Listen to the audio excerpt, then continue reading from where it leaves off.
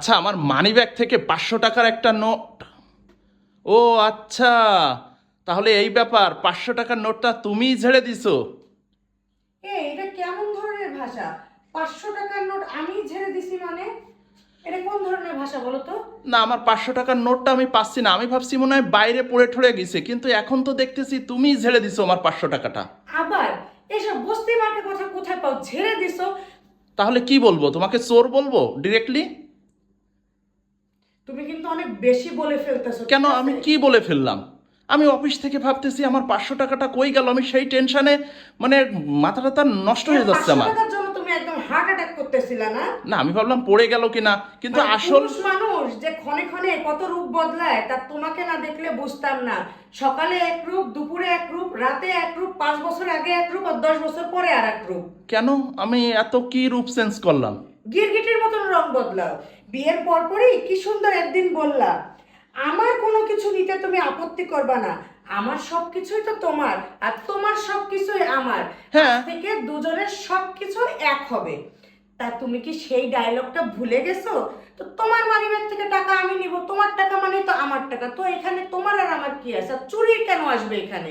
ও আচ্ছা আচ্ছা, তা তুমি এই জিনিসটা তো ভালোভাবে রপ্ত করছো যে আমার টাকা তোমার, কিন্তু তোমার টাকাটা তো আমার না।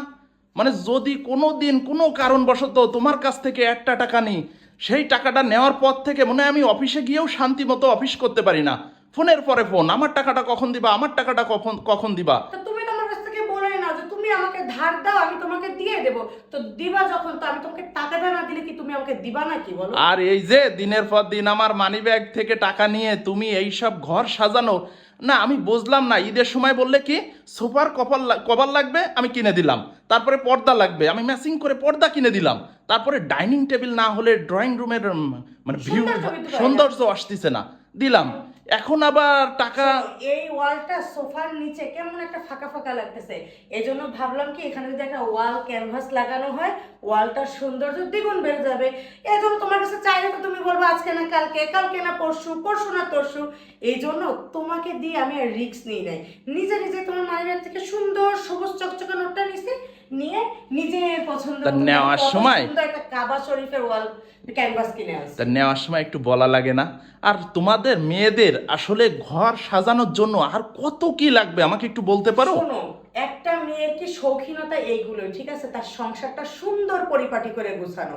আর এই গোছানোর জন্য তারা মাঝে মাঝে স্বামীর পকেট থেকে সবুজ নোট সরায়, ঠিক আছে? টাকাটা যে আমার পকেট থেকে যায় সেজন্য আমারই তো খারাপ লাগে। কিন্তু টাকাটা যাওয়ার পরেও যে তোমার ঘরে এই যে সৌন্দর্যটা বৃদ্ধি পাইছে, এইটা তো একবারও প্রশংসা করতেছো কখনো না। তো, না অবশ্যই সুন্দর লাগতেছে, কিন্তু কখনো তো দেখলাম না যে তোমার জমানো টাকা থেকে এই জিনিসটা সংসারে কিনছি আমি। এই জিনিসটা তো শোনো, দেখলাম না। মেয়ে মানুষের টাকা জমাইতে অনেক কষ্ট হয়। আর তুমি তো প্রতি মাসে স্যালারি পাও। আমি কি স্যালারি পাই যে সেইখান থেকে আমি ব্যাংকে একটা ফিক্সড অ্যামাউন্ট রাখবো? এই জন্য মাঝে মাঝে তোমার পকেট থেকে চুরি করি। আর তুমি যে হাত খরচের টাকাগুলো দাও সেগুলো ব্যাংকে জমাই। দেখছো কত ভালো বউ তোমার আমি? না, সেটা অবশ্য ঠিক করো। যাই হোক, তবে ভালো লাগতেছে এটা দেখে। আমার 500 টাকার কথাটা ভুলেই গেলাম, ঠিক আছে।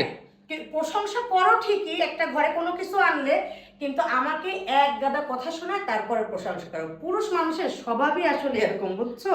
মেয়ে মানুষের প্রশংসা করতে কষ্ট হয়।